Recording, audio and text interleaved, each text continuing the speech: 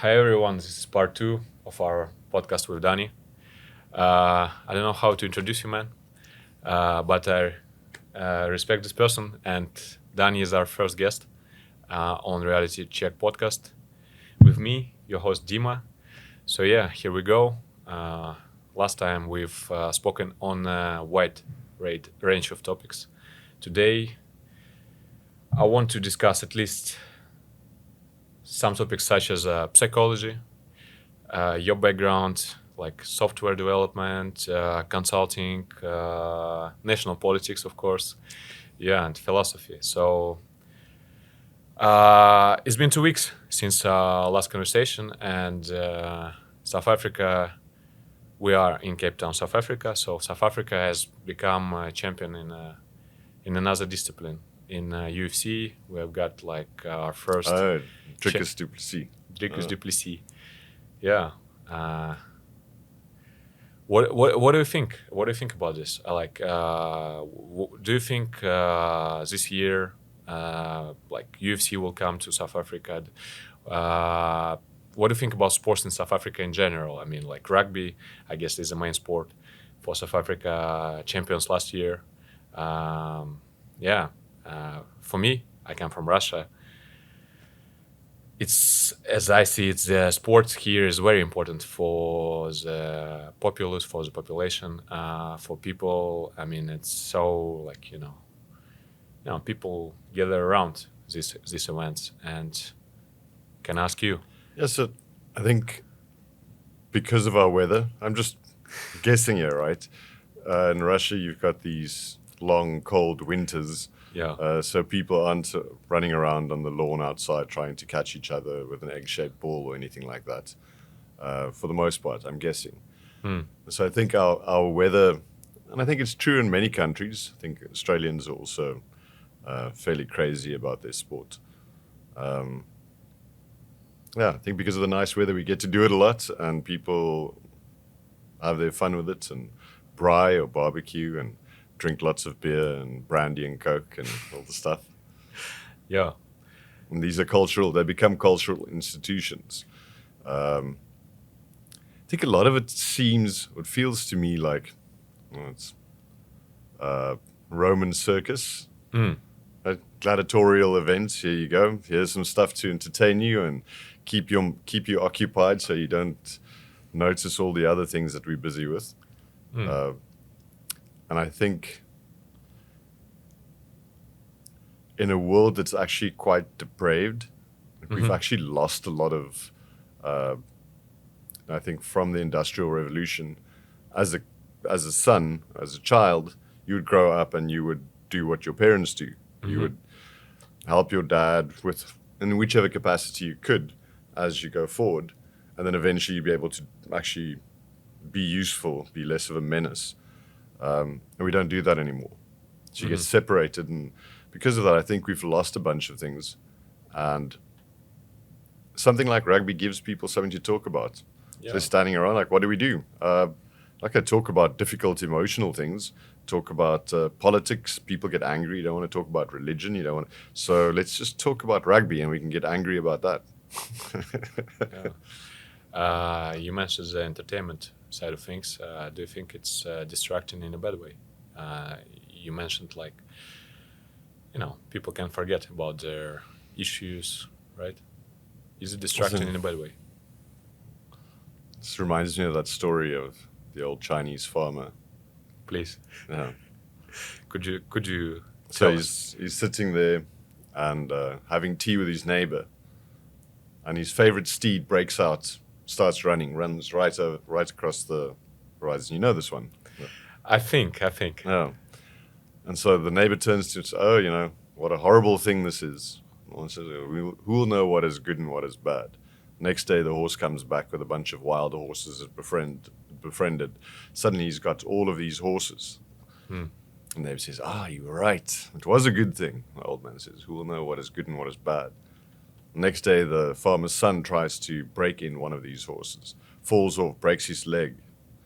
Again, neighbor, you were right. It is a bad thing. Who will know what is good and what is bad? Next day, general comes around, a little war posse. They're off to go fight a battle somewhere, Army. the army, Yeah. and then they see this guy's leg is broken, so they decide to pass him over. And so it's this, what is good and what is bad. And I don't think sport is inherently bad, right? I mean, watching sports. Yeah. Yeah, I think there's a lot of, if that's the only way that people get to be together, if that's the only way that two estranged brothers can actually have a conversation is because of that, then it has some use. But I think it often takes up a much larger cultural part of people's minds than maybe should, right? I think people are very careful to discuss some of the more difficult things because rather sort of lie themselves into a sense of security and stability. Just don't think about any of the stuff. Just keep going. Let's rather just get excited about the sport. It's more comfortable. It's a little bit more comfortable.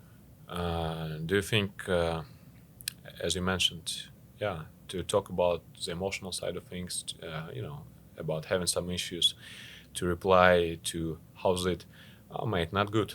It can be uncomfortable. And do you think people are slowly getting it back? I mean, the culture of sharing what is really on their soul, or do you think we get more and more involved into entertainment because nowadays you can watch anything anywhere, like on the bus, in the car, Netflix, YouTube, TikTok, anything, like Snapchat, anything. So do you think people are getting more, how do you say, more concerned about this side of things, that it's not about entertainment. Entertainment actually sometimes distracts us from the issues in our lives. Do you think people are becoming more conscious these days? It depends. I figured out across time, Yeah. try to sort of see what are all the people doing, what are they thinking, what are they doing. I don't actually know. There's a sense, people are becoming more like this or more like that, but it's just because of perspective. I think there are always going to be people who are icy cold and who sort of ensconced in their own selfish short-term needs. Maybe they got betrayed and they just closed down, and now they only play the game for themselves. And there are always going to be people who are really warm-hearted and open in conversations where exactly what you were saying, like, how are you? Well, actually, I'm not that well. I'm having a bit of a tough week. This thing was difficult emotionally for me. Those two poles, I think, have always existed and will always exist. And so I think the more interesting part is perhaps to view it as your responsibility to decide what kind of world you want. Yeah. And you actually sculpt that world by the way that you approach it. Yeah, and I have a couple of things to say regarding this. First of all, South African people, to me, seem so open. I mean, I've been to, I don't know, like 25, 30 countries, mostly Europe, Northern Europe, Eastern Europe, Southern Europe, Asia, but South African people are very open. If I speak with them straightforwardly, I mean, they are so responsive. Well, at least the people I meet. And so the second thing I want to add is just yesterday in sauna, we just had like a nice conversation between gentlemen, like about, the guy started to share his experience with a neurophysiologist, and like working with pains in his body, with having not the wrist injury, but the wrist.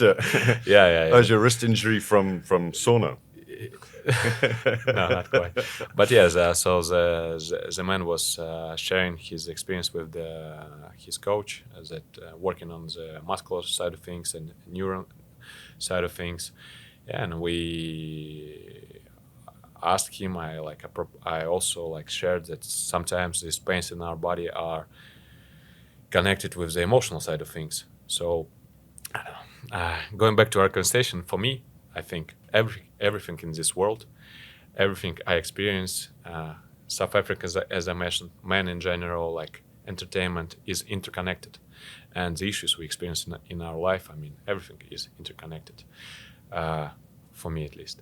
So we'll go back on this. You're like going in the Marcus Aurelius direction, yeah, aren't you? Yeah, I guess. As I said, we want to touch on philosophy, psychology. Yeah, for me, as I said, South African people, I mean, if I introduce some topics, as people are very responsive. I don't know. Maybe I haven't been to other countries, but South Africa people are very open So, Dima, you're saying lately. you find South Africans to be very open in this way.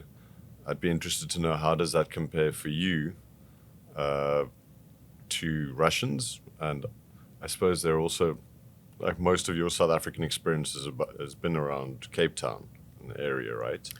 Western Cape. Western Cape. I've been to... Because you've got, I mean, obviously different areas are slightly different. People are slightly different. I'm sure the same is true in Russia. People are different, yeah. But speaking of my experience, I mean, and also a lot of people, I mean, the culture of greeting. I mean, most of the people I meet, even like on the beach, live in my apartment, like live in the parking, any person greets me, like most of them, and like just saying hi and How's it? How's it? Yeah, how's it? And that was somewhat, it was very new to me, because in Russia it's not like this. I mean, we can greet our like neighbor next to, in the apartment next door or in the same house building, but it's different. But not strangers, not easily. No, not strangers. I mean, I'm pretty open. I mean, I like being open with people because I like people in general. But I think, unfortunately, I guess, and I don't want to say anything like, in a bad way, but I mean, it's also connected to climate, I guess. A lot of sun in South Africa. In Russia, sometimes the weather gets really depressive. Not sometimes, actually. As you mentioned, like St. Petersburg, where I'm from, is 6 months of the year, at least 6 months, I think, you get snow. I mean, like 5 months you get snow, like from the late October to April. Yeah, so also... So it can get a little gloomy. Yeah, and the sun days, the sun hours. There were months, for example, this November, I think they had like several hours of sun during the whole month. So here you have sun, and it's also connected to our, like, as I mentioned, I think everything is connected, and it's this thing specifically, climate, sun hours, is connected directly to our hormonal system, and we don't get the cortisol is not released in the morning. Like, people get more sleepy, more depressed overall. And the colors that you see around you, like for example in St. Petersburg, when there is no sun, when there is snow or like just some dirt after snow, because it can get like plus temperature really quick. The colors can be grayish, like 50 shades of gray kind of way. It's not like this country, South Africa. It's so vibrant, so abundant in terms of like color palette, if I can say it, according to what I'm seeing. It's like you can see green, like strong, like deep green in the ocean, like in the nature, like you can see, like, you mean the bushes. I mean the bushes. For example, you have like orange, you have pink, you have blue, you have ocean, you have mountains that can be orange, like, or like dark orange, and as well. So, I mean, here another thought I had, like, if I have like an apartment to live here, like a place to live here, and money to buy food for myself, I mean, how can I not be happy? I mean, just to be in this kind of environment, it's so vibrant, it's so vital, And that's what I like about this country as well. I mean, and about Cape Town. It's so vital, at least for me. The city is breathing. It's so like abundant in terms of energy, So it's a compliment to the city of Cape Town, Kaapstad. It's a cool place. I dig it. Yeah. Why have you decided to live here? I think you kind of covered it there. Ah, Yeah, when I moved back, I had lived here for, keep on forgetting, I think it was 2 or 3 years that I lived in Cape Town. Then I went to Joburg, then went abroad.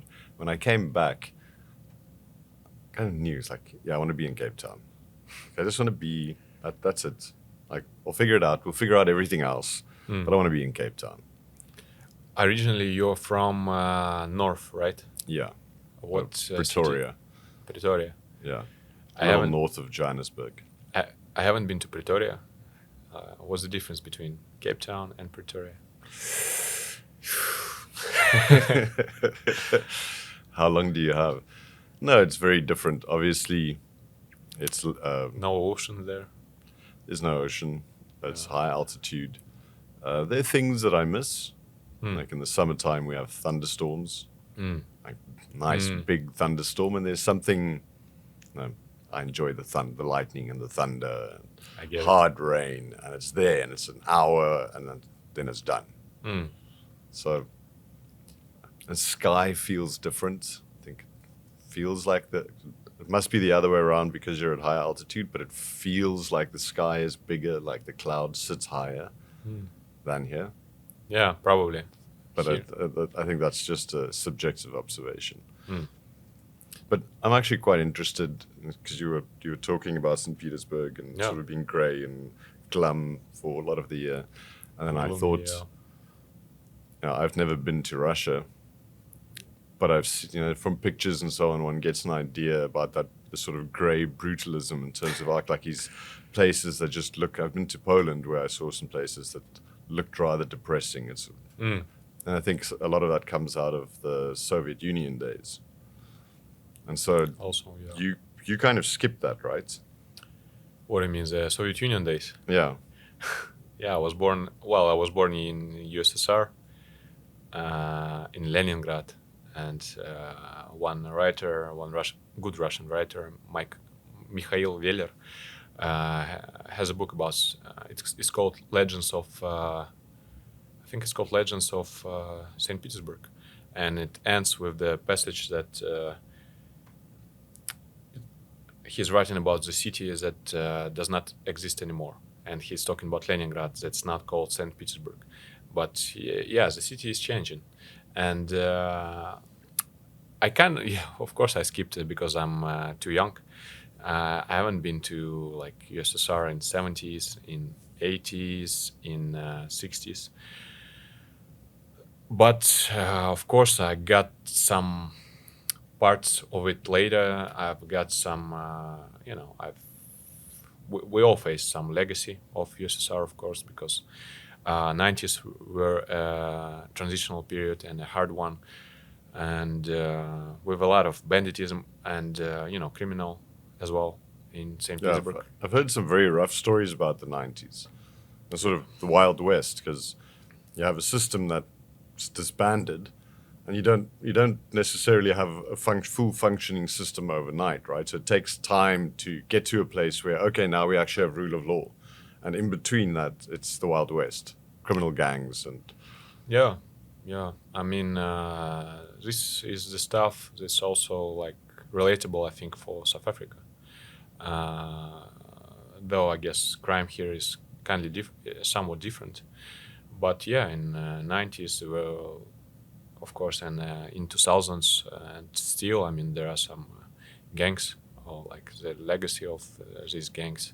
It's like it's called OPG. It's like unified, like groups of it's not youth.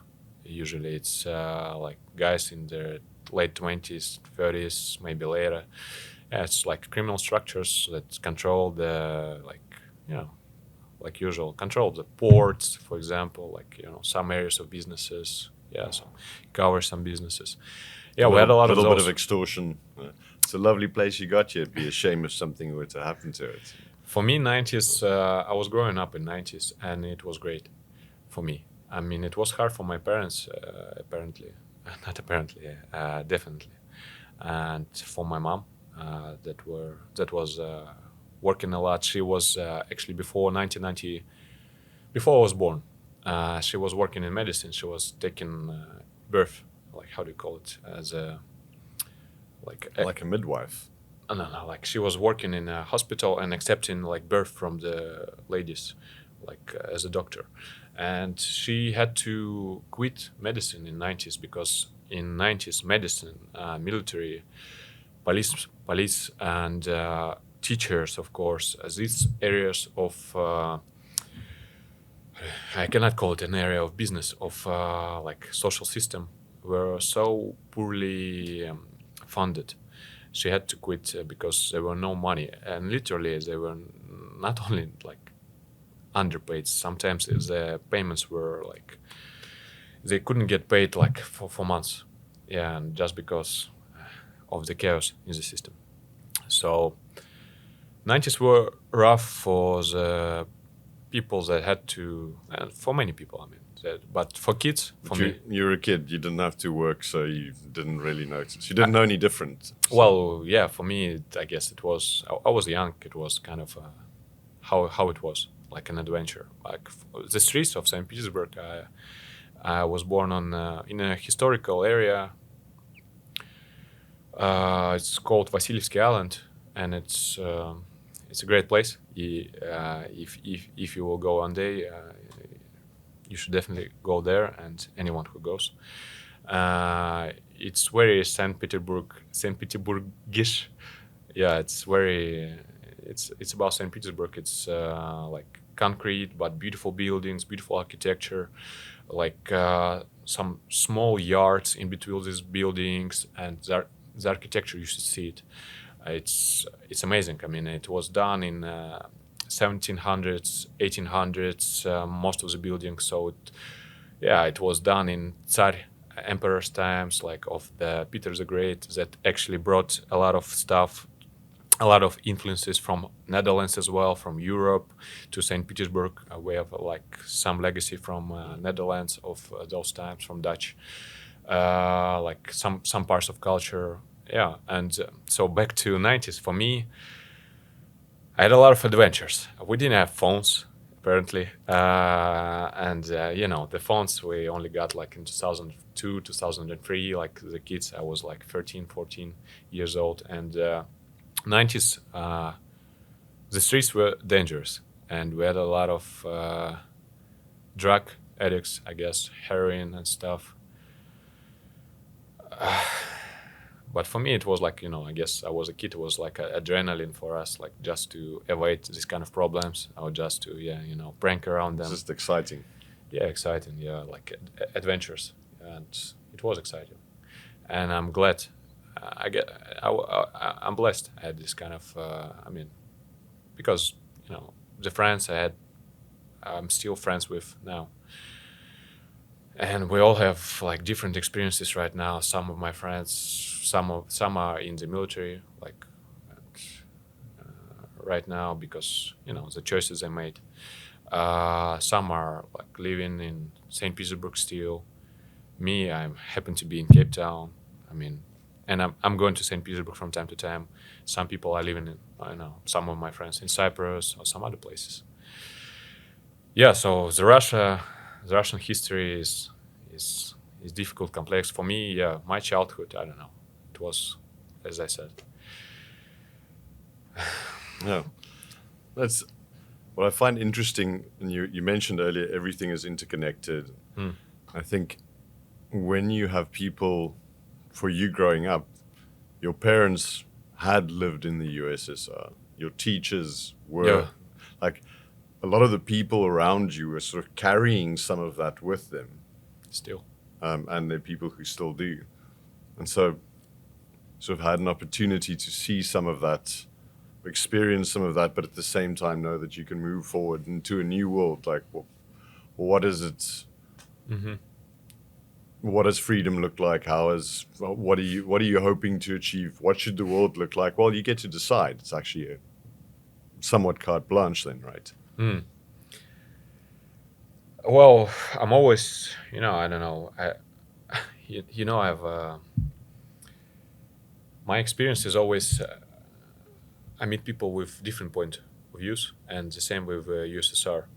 Uh, as I've mentioned to you, like behind the mic, I've mentioned then that my education, the teachers I had in school, they were like they came from USSR, and the ideals they were teaching with, it was about education. It was not commercialized. It wasn't about like, paying for education. It was about, and as I said, in 90s there were no money.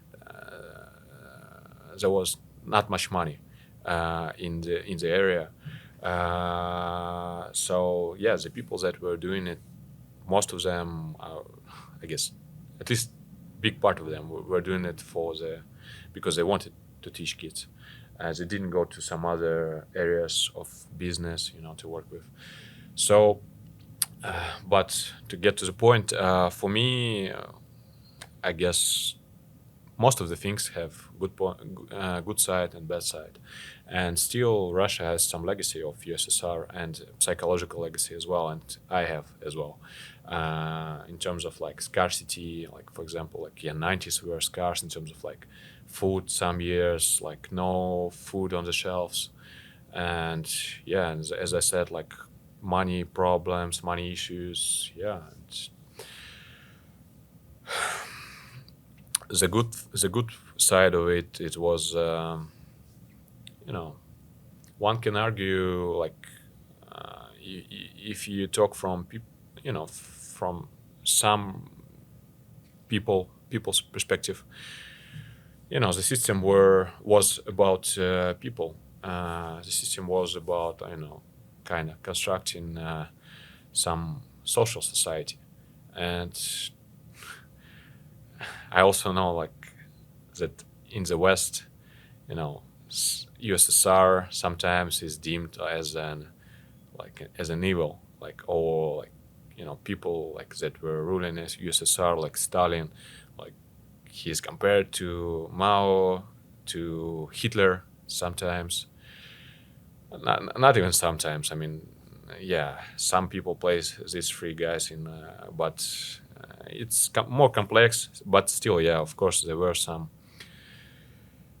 atrocities in USSR, but they were like big shift in like and big, how do you say, the science skyrocketed. USSR was the biggest, one of the biggest countries in 20th century, like, and the Cold War, like competing with the America and the West. So I think we can talk more about this and the psychological side of things if you want. But yeah, for me, I'm always trying to to understand the both sides, to understand what's right. Yeah, so because some people remember USSR as something bright, and for example, my mother, because for regular people, I think life was simpler than it is now, especially with this TikTok and all of these modern devices. Yeah, no, everyone gets to suffer that one. Yeah. No, political systems are interesting, and a good old friend of mine once said, I think there's more than one person who probably agrees with this, but the best possible system you can have is a really great king. Yeah.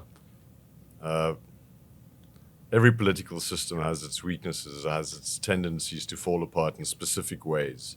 You have to, like, it's always going to be a project, and you have to work it. I think free markets are really powerful because you give individuals the opportunity to compete and to actually to go for it, to try their luck. And if you've got all of these individuals all trying to get there, then lots of things happen. I think it's the problem, and what we see in a lot of the world is that institutions become captured, essentially corrupt. Right? I have a business.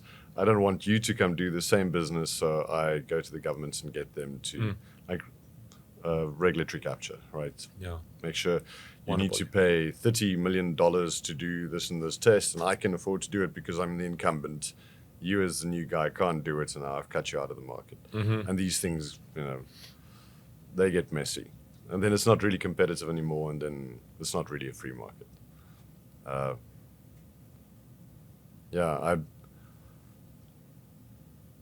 I wonder something with something like the USSR, and you're explaining how a lot of people actually look back fondly on it and actually appreciate the simplicity of it.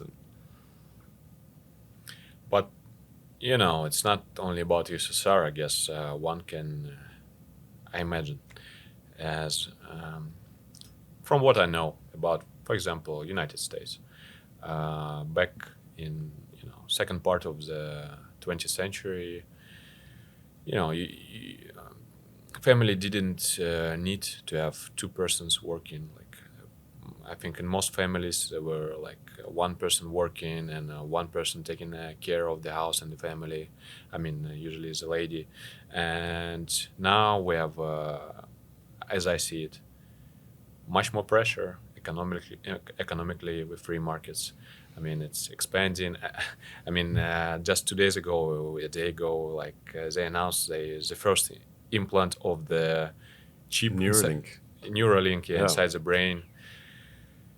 I think the tempo of nowadays is insane. I sometimes I think I'm sounding like an old grumpy dude, but that don't want to like move with the same speed. But I'm doing several things. I'm working on several things, and still, I mean, I'm always like feeling like I'm missing something nowadays. I'm always feeling like the world is moving so fast these days, and I miss some stability. I mean, before COVID, even before COVID in 2010s. I mean, even after the crisis of 2008, still the life seemed more stable. These past 3 or 4 years, I think as I see it, because even myself, I think even I don't realize it in full how much the world has changed, and the things will never be back to normal, as I feel it. What's normal? And do you? Yeah. Sorry, I find this interesting. And this thing called paleophilia, and people sort of think about the past very fondly, and you kind of feel like, you can almost go back to any time in history, and it seems like it must have been really nice back then. But part of the benefit we've got is we get to look at that in pictures and scattered little pieces of memory, and we don't have to be in that moment and deal with the pains and the stresses and the uncertainties that people in that time actually had. Yeah. Like, for instance, during the Cold War, let's say, go back and think, well, it kind of looked like people had such lovely, like kids were outside playing and none of this, all of the screen time and smartphones and games. But people were terrified of nuclear annihilation. Yeah, and there were many wars during this period. Yeah. And people had other things to stress themselves out about. Yeah, and some even call the period of Cold War as they name it actually the third World War, because United States and USSR had wars not on their territories, but for example Afghanistan, Vietnam, proxy wars. Yeah, proxy wars.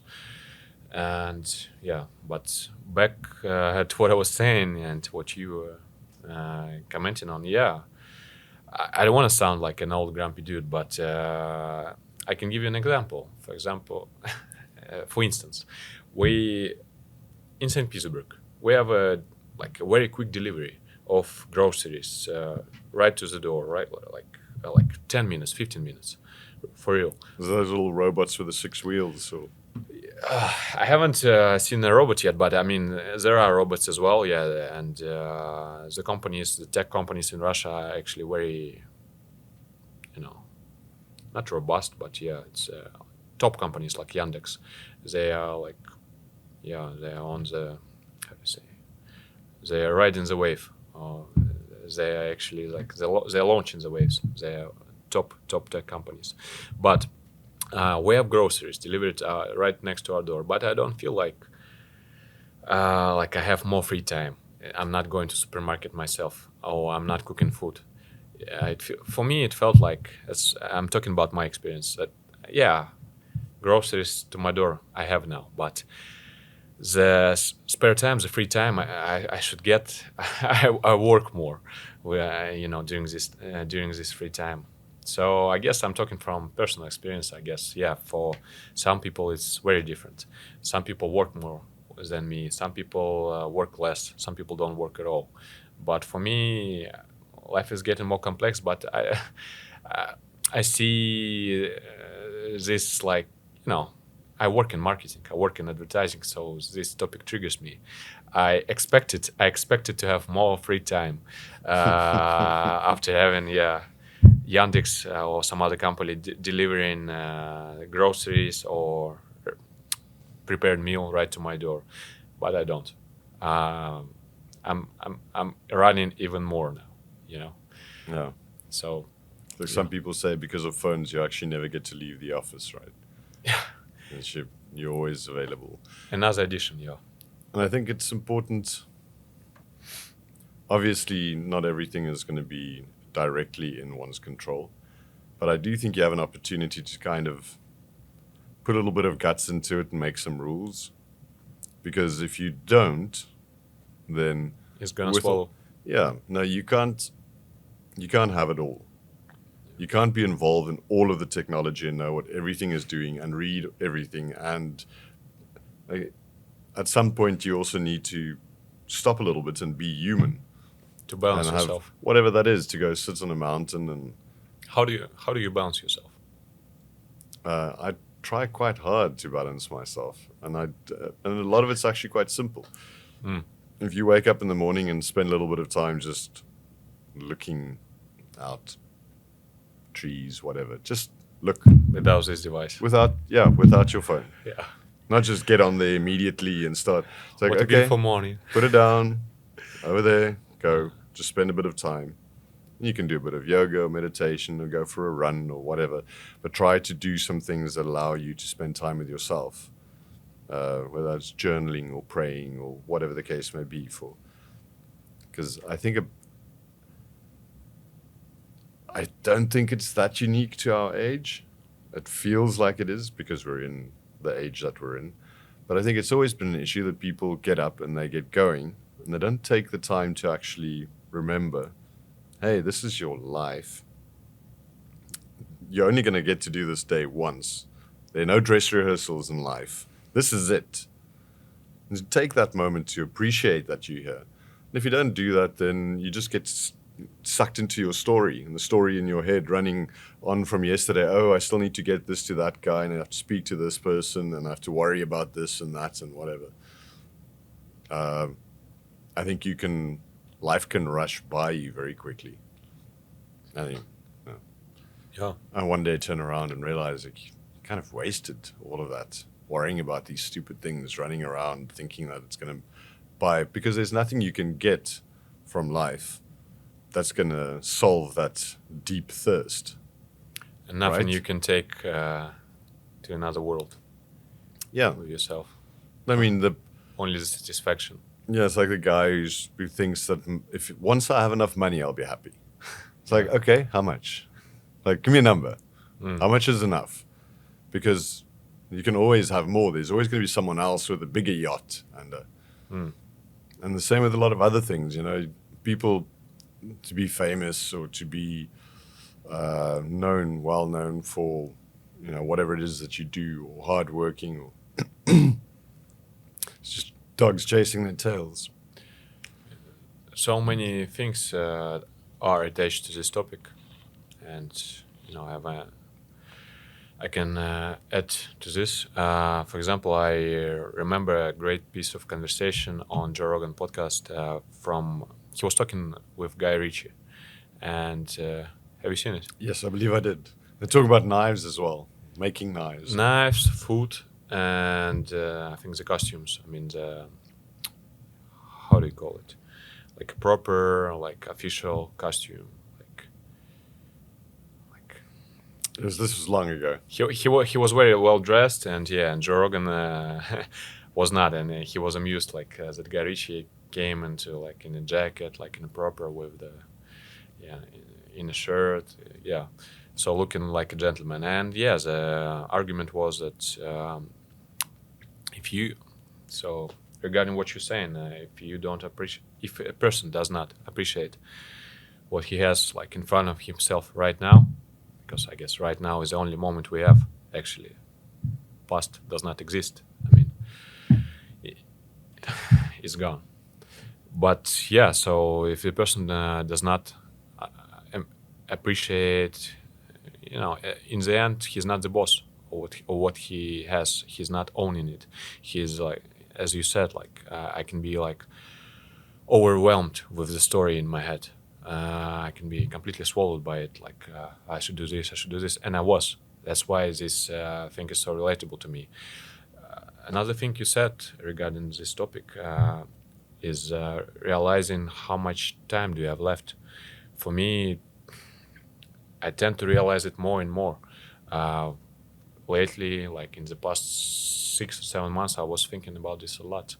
And it's actually, it's like kind of a meditation on death, kind of. Or What brought this about? to me, it's a long, deep story. But I guess, no, it's not so long. I guess some traumas I had during my growing up period, and how I dealt with them, and the support I didn't receive during this period, and I was the resources I was looking for to deal with these traumas, the answers I was looking for in philosophy, in psychology as well, and just asking people, just living through experiences to find out like how I deal with this. So what brought this about is, for me, actually for a long time, for me, life was like, infinite, seemed infinite. I wasn't feeling it. I wasn't sensing the urgency of time. Yeah, because and it's a tough topic because I was for me, the stuff I've spoken about with the wrist, me injuring my wrist last time. I appreciated it, this kind of thing, because it reminds me about the urgency, as you said, and because I didn't know if it's gonna work well again, if it's gonna be functioning like normal, like a normal hand. And I'm glad it's recovering my wrist, but it's a very big deep topic, and I want to hear your opinion. Like for me, for a long time, I wasn't sensing the urgency of time. I was living in as I said, life, as I call it, life as a template. I was postponing some things, important things, and it's so also why I mentioned Netflix and all of the distractions. For me, this topic is relatable. I can relate to this because I think not only for me but for many people, there are so many distractions nowadays that I can dive into, like not only like entertainment but alcohol, like light drugs, for example, like that is being legalized in many countries, and that's debatable, of course, but still, I mean, also like excessive communication with people, also like building up their persona, their ego in social networks, for example. Like so many things one can games, like virtual, metaverse for all. Yeah, that's gonna solve all problems. Yeah, sure, metaverse. Like if we no, not at all. Actually, take some of our biggest problems and just plug it straight into my head. Why don't you? Yeah. So that's not the solution I was looking for, and so in the past 6 or 7 months, I was thinking about this a lot. And I'm glad that after giving it some thought, after giving it some proper meditations, now I feel a deeper connection to life. Thinking on death or on the, how do you say, not the continuity, but the limitations of life that is gonna end someday. And living in your 60s, in my 60s, in 70s, is not equal to living in 30s or in 20s. The life is completely different. Some parts of my body will not be working at the time, I guess, or we're working in a different manner. I'm gonna be older, so that's not a lesson, that was given to me. I had to like go into the topic to think on that, and I guess I'm not the only one. You were saying last time about not having an owner's manual when you get born. Yeah. Excuse me. And I think this is, if I had to sort of try my hand at writing a quick little note here for an owner's manual, be something like put down your phone, it'd probably be right in there. But, and it's not really about urgency because of the nature of time, because as you've already pointed out, time's a hoax. There is no past, there is no future. You are only in the moment. But if in the moment where you are, you project your mind into the past or the future, then even though you are in the moment, you don't have the sense of being in the moment because you're busy with tomorrow's problem or yesterday's thing. And so if you could just spend a little bit of time to sort of calibrate yourself in the morning, make sure that you're actually present, then all the things you do, it all feels different, right? It's all meaningful. And then you have to watch out, like exactly what you're saying, social media and so on. You have to be really careful because these things are designed to suck you in at that variable outcome. So they're doing really well, And if you let it, it'll take years off your life of just. And the big issue isn't necessarily, you didn't go out and go succeed and make a name for yourself and make lots of money. It's just you weren't really living. Yeah. And just sort of passively consuming. And I am sure I can say this. Most of the people do not understand how, as you said, addictive these technologies are. I have been working in IT for almost 12 years. Since 2012, and literally, what these companies do is they do tests, like A/B tests, like first group, second group, or AABB tests, like 4 groups, and the companies measure which new function will will be more addictive, will be like capturing more attention, will higher engagement. So, higher engagement, will urge people to to spend more time in the application. And the thing is, can't It's fault business. them for it. Yeah, If it were my business, what would I do? Like, please don't use my app. No, of course you want to maximize that. no one is talking about ethics in these areas. I mean, someone is talking, but no one is. I think not many are giving it proper attention. Same as they do with the AI, like technologies. What's gonna, what is gonna result into?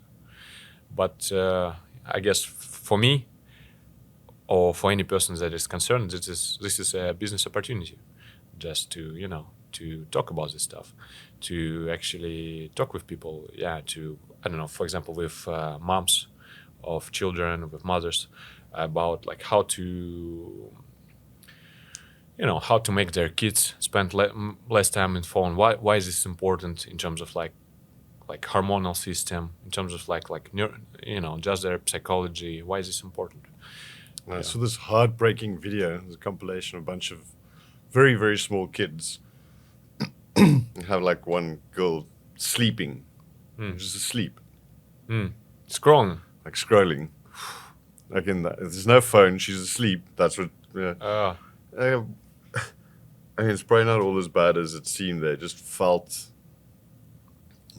like it's really intrusive. You say stuff's designed to do that, but how do we function best?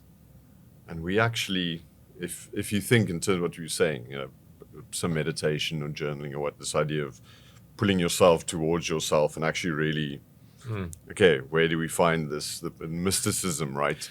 And go, what did Seneca or Marcus Aurelius or Lao Tzu or like where are these things? What are you supposed to do? And it's basically do exactly the opposite to what you're doing when you're mindlessly just scrolling away in social media. yeah. The question is, do you need an application to meditate? Do you need an app to remind you how many times you did drink water today? Do you need an app for that? Another thing is people are losing connection with their bodies. I can say from my experience, like I feel very bad, like sitting like 8 or 10 or 12 hours a day, like in front of the computer.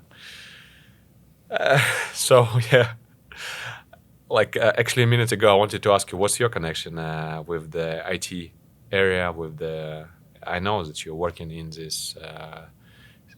You're consulting IT companies, right? Yeah. So the moment you go into IT or software development and Yeah. it just seems like I can maybe do something there. I can't code for shit. But I like working with software developers because typically I have really smart people. They're actually quite creative. They like doing what they do, so much so that they'll go on the weekend and go do some more of it. And so all you need to make sure to have in an environment where you have a bunch of software engineers is take all the obstacles away so that they can have fun and make amazing things. And amazingly, most of the time, that's not how it works. These guys they've got to do all kinds of other things and deal with the politics and the bureaucracy of the company, and those things frustrate them, and it kills the creativity, and the quality of the products that come out aren't the same. And so what I enjoy doing is working with companies to help with their leadership and the structures there. Because a lot of the time, they're very small things that you can change that have a big influence. And so that's basically what I'm busy with. Like 20-80 Pareto. Yes, Pareto. Yeah. So you go, to a company, you check the organizational structure, you see how the processes work, how people interact, and you give your recommendations. So how does it work? Yeah, so I think a good starting point here is to actually do a little bit of defining of things here. Typically, you have complicated things. They've got challenges that they need to address. They have to build a system that does the following. It uses this cloud service and that one, and all of this very complicated architecture, and it has to work, and it has to do the things, and it has to have backups in place, whatever else. The way to solve that is with a complicated engineering solution, right? Okay, great. Because it's just things, and you're just building things. But the moment you deal with people, human beings they're not complicated, they're complex. Between you and I, you're saying all of these different things, all of my memories and experience and misgivings about life and understanding of reality, and then yours. And now we're communicating using sound frequencies generated by a voice box, and then ear has to pick it up and interpret in the brain, and somehow we're trying to sort of understand each other. Yeah. And amazingly, we actually sometimes do, at least somewhat, right? Yes. But in this communication, there's so much happening. And you can imagine if you have a bunch of software engineers, that's tremendous complexity for them to all work together. And what a lot of companies do, bless their souls, but it's often the leaders who come from working very hard, who feel that they should be working hard, and then they think that as a manager, as a leader, their job is to basically create the kind of rules, the complicated engineering solution that's going to solve the complexity of the human issues. And it doesn't work. All you have is a bunch of way too many rules and things that just get in the way and annoy the people. And then they've got this litigious spirit to just find loopholes, how to dance around all your rules. And then you have to just keep on making more and more rules. And so a lot of it's actually about returning to simplicity. That's what you do. Yeah. So typically just have a couple of conversations with people in the company, different levels. You just get a feeling about where they're at and what the issues are. And then you try to very, very gently adjust those. First prize, again, dowdaging. First prize goes to you if you can make the adjustment and the change occurs and they don't know that you actually did it.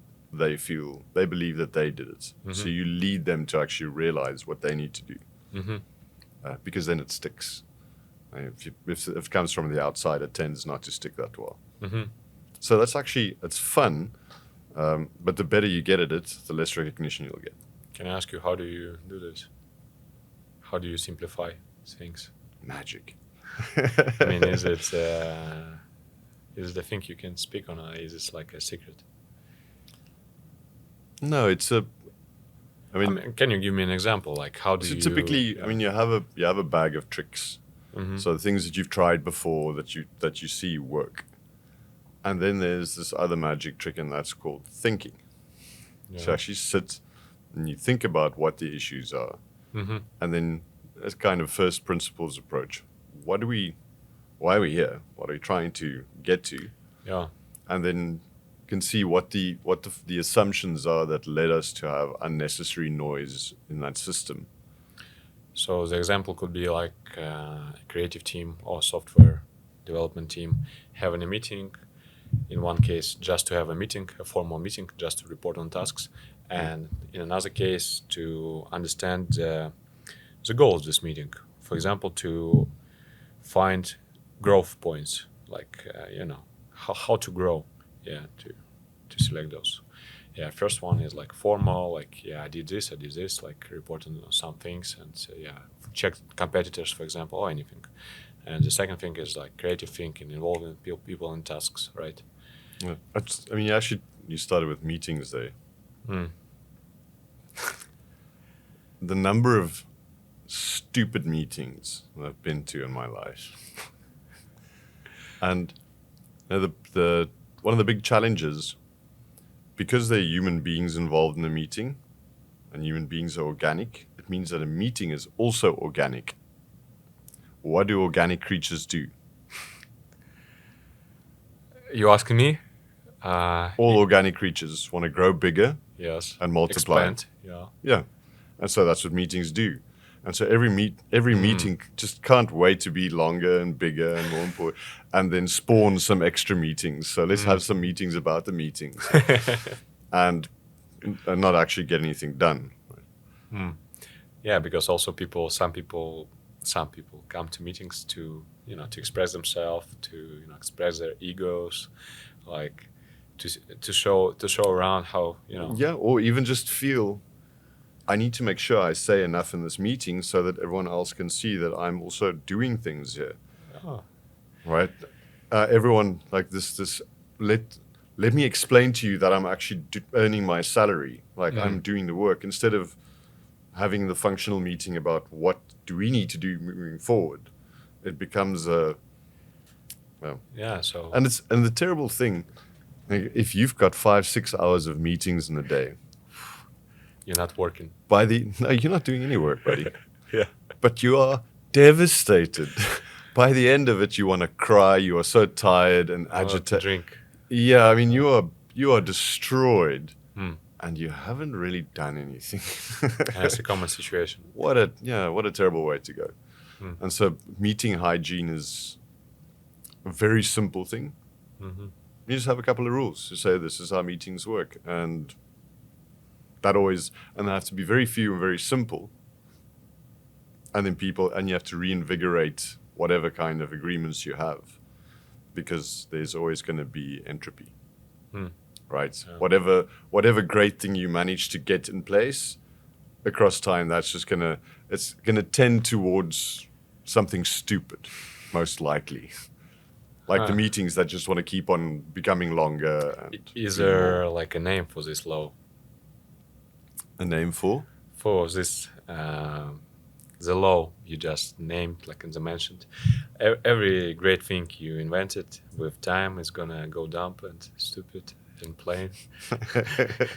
If there's not, we should call it a law. I don't know. You pick the name. No, I'll go work on that. Well, it's some form of entropy, right? Yeah. They're just sort of moving towards a chaos that isn't productive, isn't useful to it. Yeah, actually, there's two things. One of them you already mentioned. So, Dao De Jing. So, do you bring this Chinese, can I call Chinese or ancient Chinese philosophy? Yeah.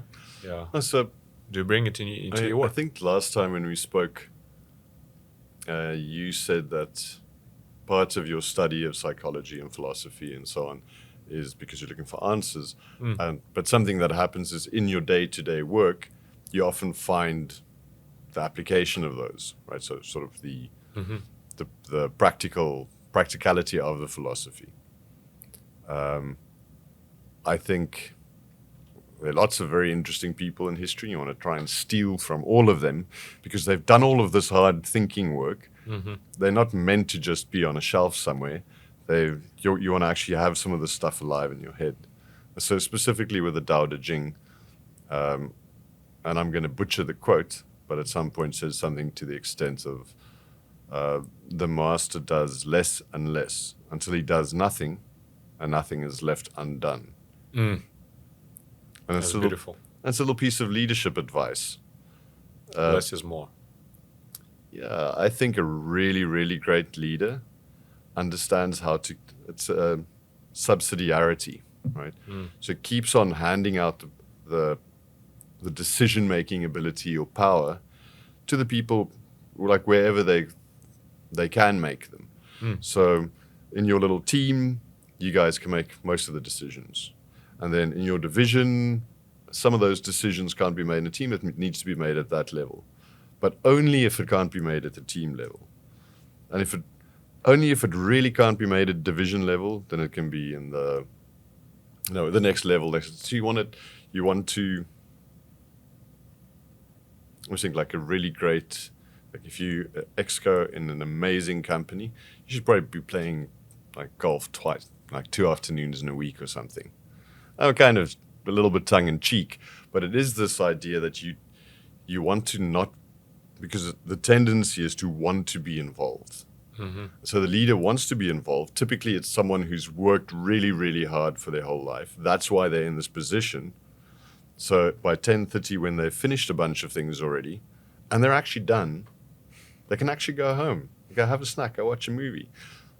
They suddenly feel guilty because they don't have any work. So then they start to make work and drive themselves crazy and drive all the rest of the people around them crazy too. Like end up micromanaging things. Yeah, I think there are several things that this may lead to. Regarding your work, can I leave your contacts for anyone interested, like in consulting, under this podcast? Yeah, you can actually. I'll get you something afterwards. Don't want to be careful about handing out details. Okay. All right. Just wanted to, to give you a proper respect. And thank you. Appreciate it. Yeah, and so another question I have: you're working with teams, with software development teams. I do as well. So from your experience, is anyone, and going back to our previous topic, is anyone in these teams anyhow interested in the questions of ethic, in the questions of like how to make the product less, not less addictive, but so the people do not get addicted, So it depends on the quality of the company.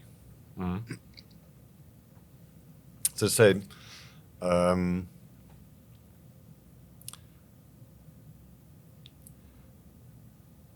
again, who will know what is good and what is bad. But there are lots of people who really do care about these things, and in general, people don't want to do evil, but they also want to make money. And I think that's what. So I'm trying to imagine for someone who works at one of the big social media companies. You realize that this thing is going to drive up engagement. They said they want to have this feature because that's what it'll do. You're busy writing it, and you know that's what it's going to do. And you want your boss to. But you also want your appreciate salary, your work. Yeah. right? Yeah. But I think for the more general companies that are just better, like really great leadership and vision and whatever else, the smaller guys tend to have, they're allowed to have an opinion. They have that space, called psychological safety, which is not the same as safe spaces. Thanks for noticing. Yeah. But they know that they can say, I think we're actually doing something that's hurting people.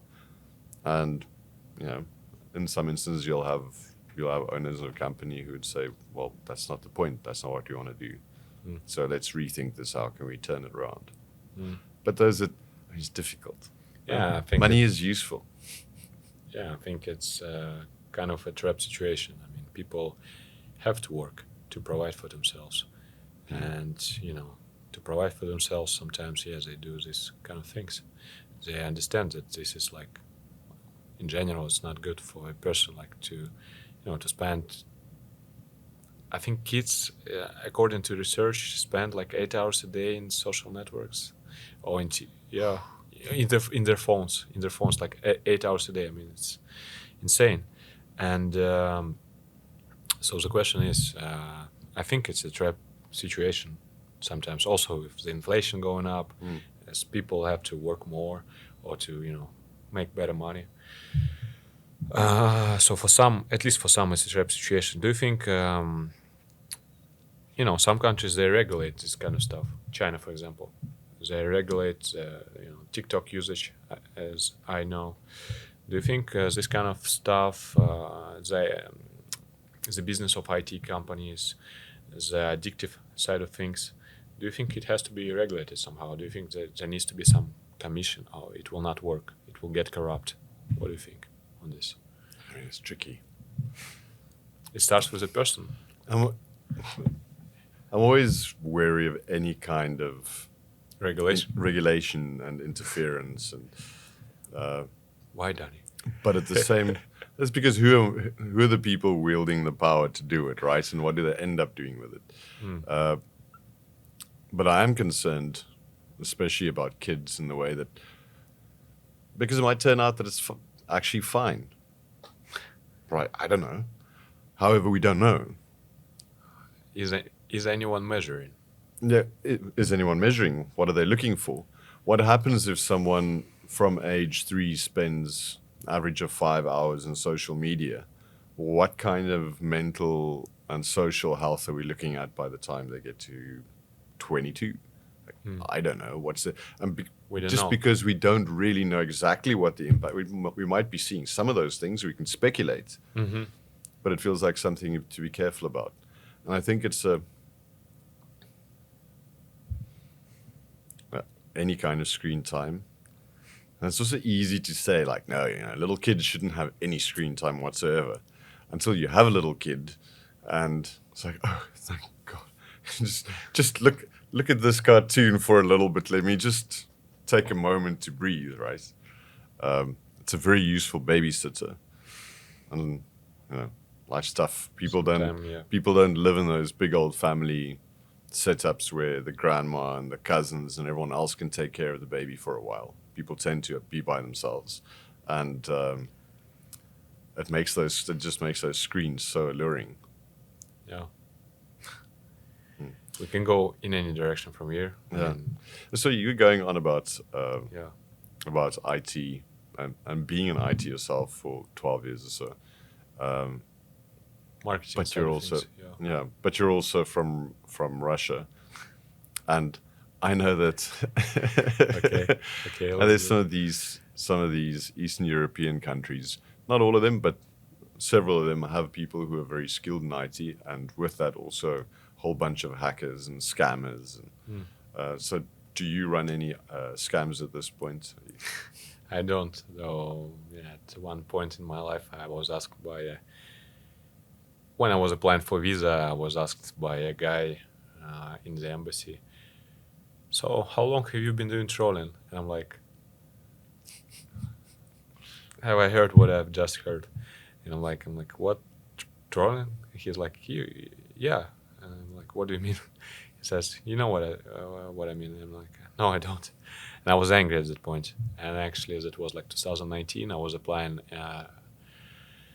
for an American visa, and I don't know if I can disclose that actually, but still, I guess I got declined, and Because they decided that you're just a troll. yeah, I guess. But it was actually, yeah, I think it was connected to all that narrative. I think to Donald Trump having hackers, yeah, like working for him, like Russian hackers, like yeah, interfering with elections. As I know, it turns the other way around. Like as a laptop of son of the What, president. Hunter Biden. Yeah, and media, how do you say, silencing the story. But who cares, right? I do. Not at the moment though, but yeah, it's disgusting. But yeah, going back to your We question. live in exciting times. Yeah, so I worked with people, or I know I've met people on some conferences in IT, in media buying, digital media buying, that are doing some, could have been doing some shady stuff. And of course, yeah, and I've met some people that were doing some shady stuff, but due to ethical reasons, I tried to stay kind of, not to get into that. But yeah, and I want to mention that, we're living in 2024, and some say like very soon or already the warfare is becoming cyber warfare, like cyber attacks, like how do you say, turning down the whole systems of electricity, of I don't know, ecological, like hydration systems. Maybe it's happening right now. We just don't know it. I mean, it is happening. If you just, a person can check like the cyber protection firms. For example, there are many right now. They have they have their public channels, and if someone is interested in this kind of topic, they publish a lot of stuff about cyber attacks, about scams, how to avoid this, and I can tell, I don't know, some things that I've contacted during my experience in IT. For example, like you have a website like Take-A-Lot or some Amazon, like e-commerce website. One of the schemes, like popular schemes, is like you create a site, you just copy the like interface of the e-commerce website of Amazon. A person that who's not that experienced as I am, it's can go on this website. It's easily to go there because if you're a scammer, if a person is a scammer, what do? You create a copy of Amazon, for example, or some other e-commerce website, and the second part of the scheme is to promote it. So the person goes to Google Ads, and there is some. Now there are more security mechanisms, more moderation, but several years ago it was They less. still send it out as messages or emails, and Yeah, and still, if you look good close enough, you can still find, like, if you search for some topics, you have a lot of you still see some phishing websites. This is called, I guess it's called phishing. And yeah, like you have like first links promoted by Google, and you see some very well disguised, very, how do you say, strange looking websites, and it's very popular in the travel industry, this kind of scams. So yeah, the person buys, the hotel, pays for the hotel, pays for the, I don't know, maybe plane tickets. He either gets, I don't know, like price that is like, I think I did experience myself.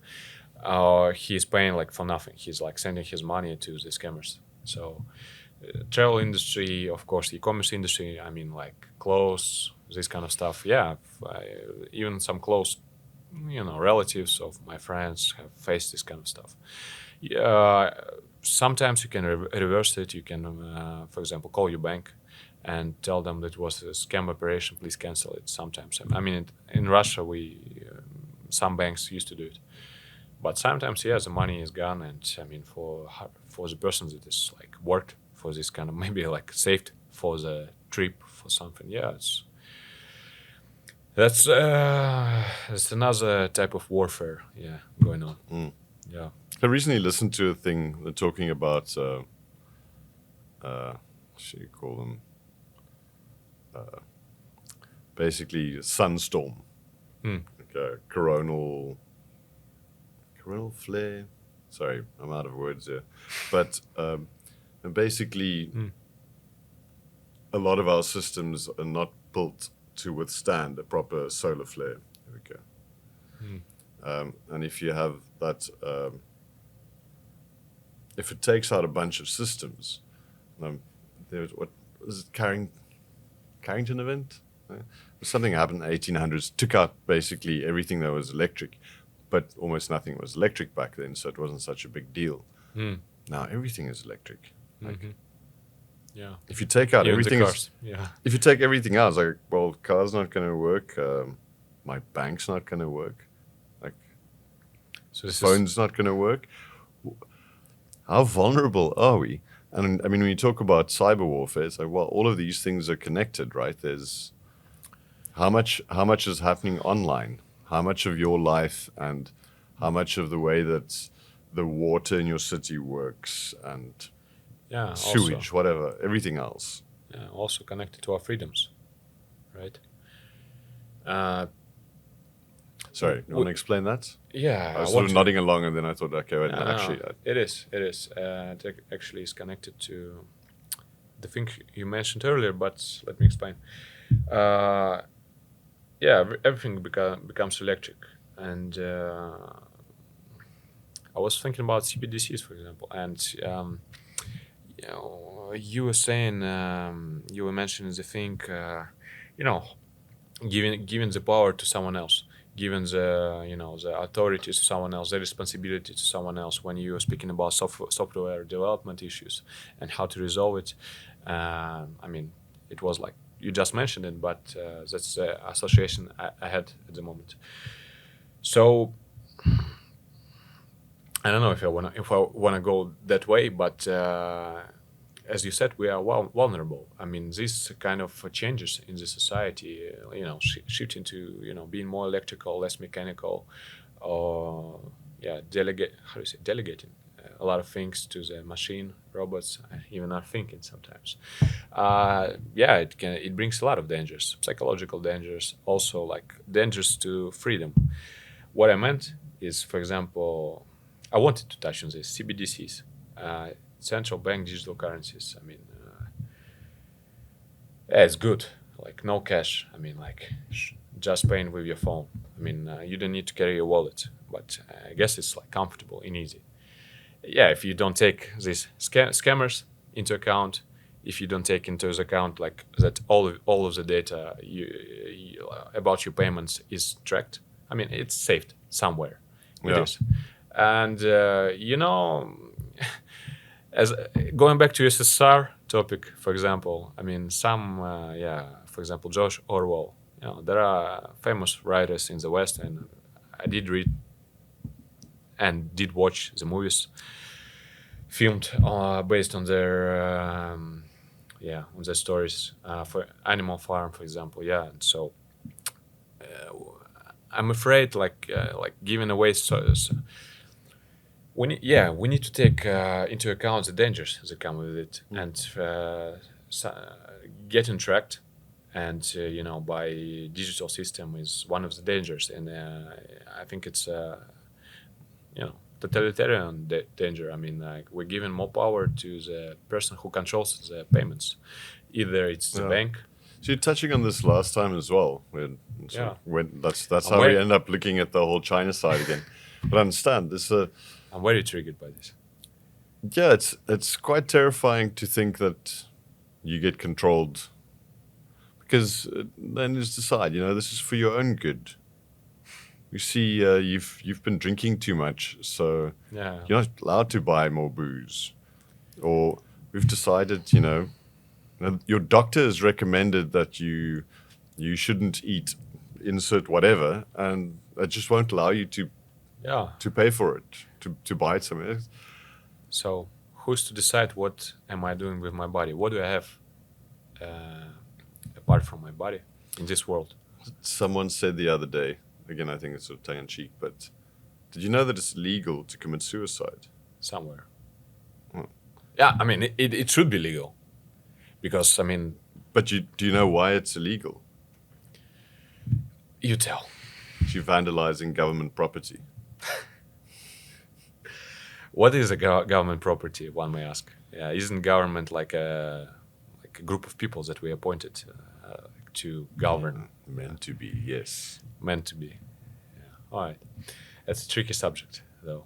I wanted to go back.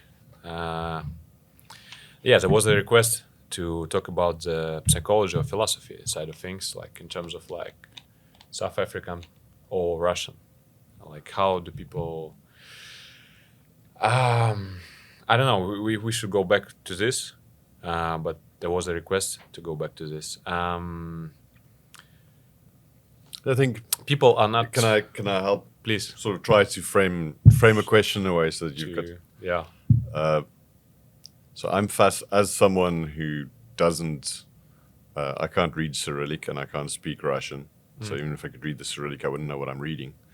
I've read a bit of Dostoevsky and so on, but I've never read it in Russian. I don't know what the difference in it is, and I'm interested. And for you, someone who is interested in psychology and philosophy and who's done a lot of reading about that, and obviously you've looked at your sort of Western European, here and there, American influences. How does that compare in your estimation of it with Russian thinking, Russian psychology, philosophy? Like if you had to sort of highlight the top 3 things that are different or distinct. Well, as I know, Western people seem to regard Dostoevsky as one of the greatest psychologists and his writings. Yeah, it is very psychological, but what I can say about, Russian people in general, I guess, the history is full of sufferings. Russian history is full of sufferings, I mean, for the regular people. And yeah, it was censored at some point. It was like under the government control at some point. We had slavery as well. Like it was until 1861. Yeah. Is that Russians enslaving Russians?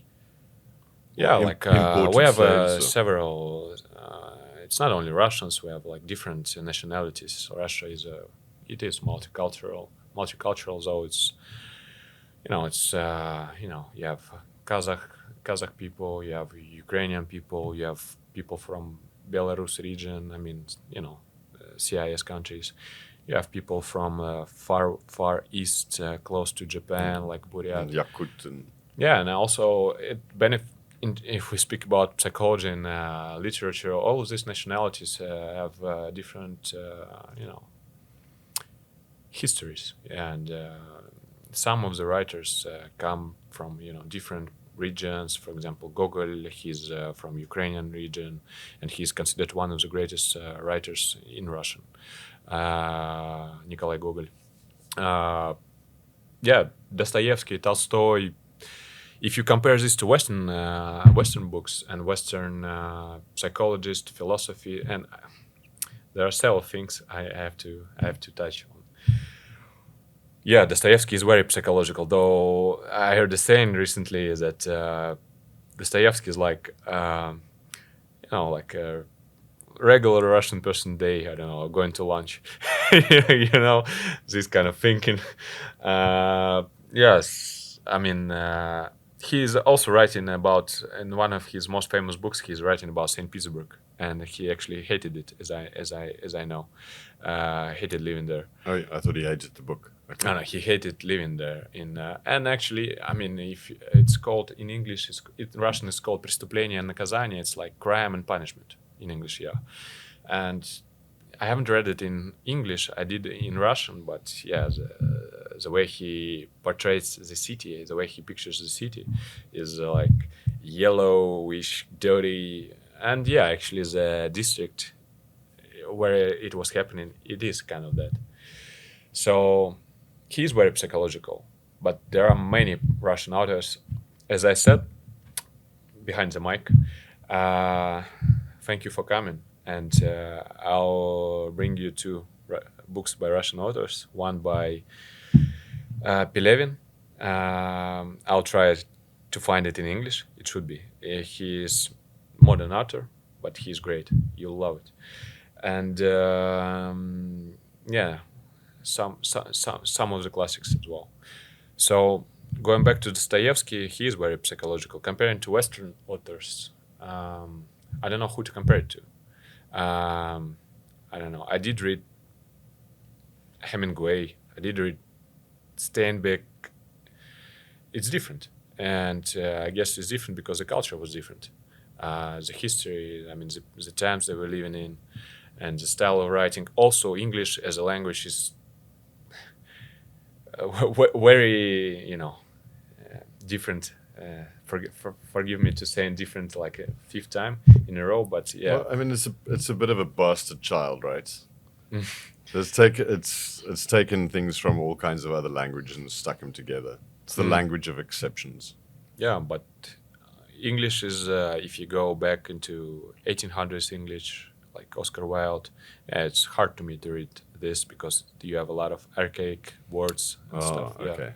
Yeah, but yeah, reading Dostoevsky in Russia, I think it would be another kind of experience because Russian is a rich language, in terms of meanings as well. But I think Old English can be rich. Old English language can be rich as well, because I'm always finding a lot of synonyms of the words, some other meanings, some like 8 meanings of one word. So yeah. Well, we touched earlier on this idea, like for us to communicate what has to happen, right? Yeah. And then every language also has its own way of doing it, and it's not the same. Like there are things in Afrikaans that you can't say them in English. You can get to them, but not quite. And the same for Chinese, and I'm sure same for Russian. There's certain expressions and ways that you can.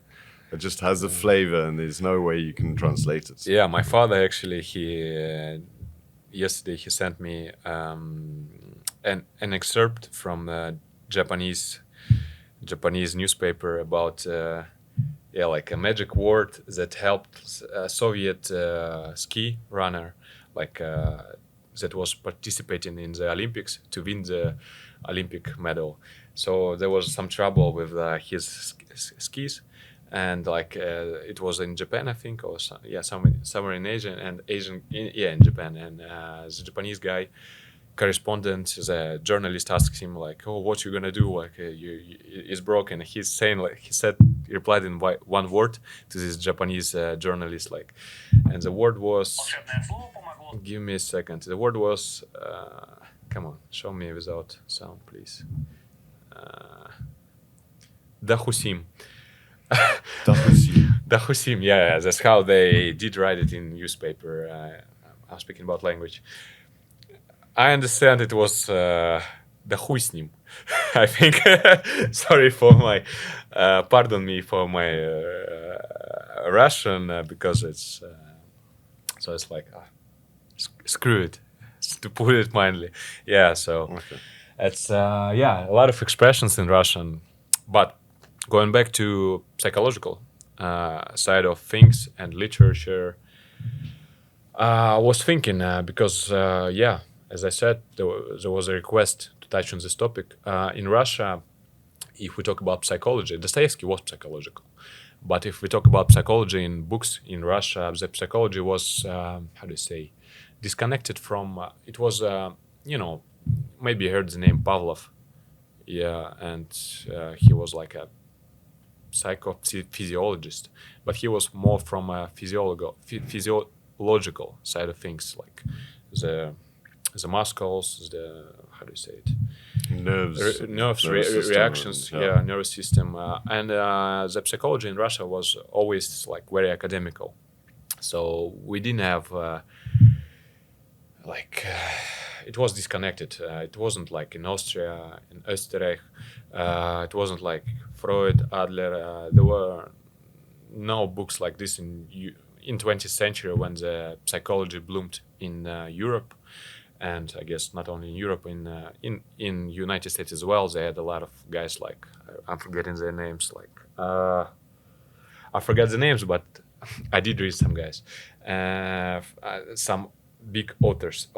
Alexander Lowen, for example, the student of Wilhelm Reich, for example, a great author. And in Russia, it was Soviet Union, and in Soviet Union, it was like, people were happy. I mean, they were building socialism and communism.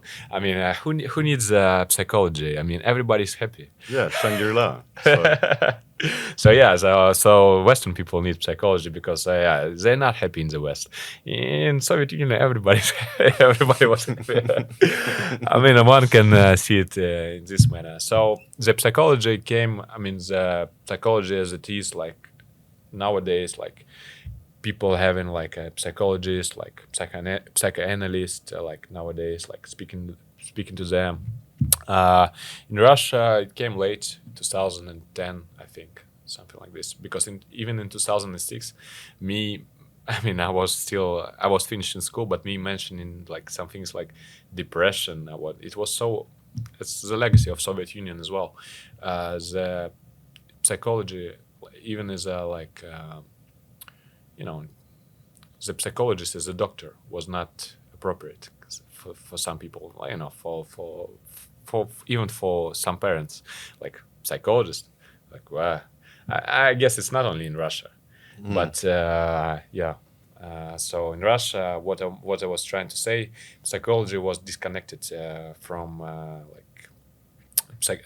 it was academical psychology, like from physiological side of things, like Pavlov, Bekhterev, and sort of work with extreme psychology, right? So people who are in asylum, people who are completely out of control, criminally insane or whatever, but nothing like Jung. But not your day-to-day garden variety. Yeah, definitely, and nothing like Carl Jung, like Sigmund Freud, nothing like this. Yeah.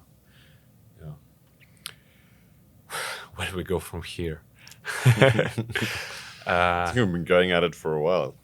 Yeah, I don't know for how long, but yeah. What are you thinking? Is there anything we should touch on today, or should we wrap it up? I definitely want to speak to you another time, not part 3, but maybe, I don't know, in a couple of months or maybe later, because I enjoyed it again. I think it'd be great. It'd be great to catch up again. Also catch up without mics. You always have. That's the best time. All right, let's wrap it up. Thank you for listening. Danie, our guest for the second time. We'll definitely invite Danie again. I'm glad we touched on the software or consulting side of things. That was one of the main topics I wanted to touch on, talking with you. Yeah, and thanks for coming. Yeah, and thanks for listening. Have a good day.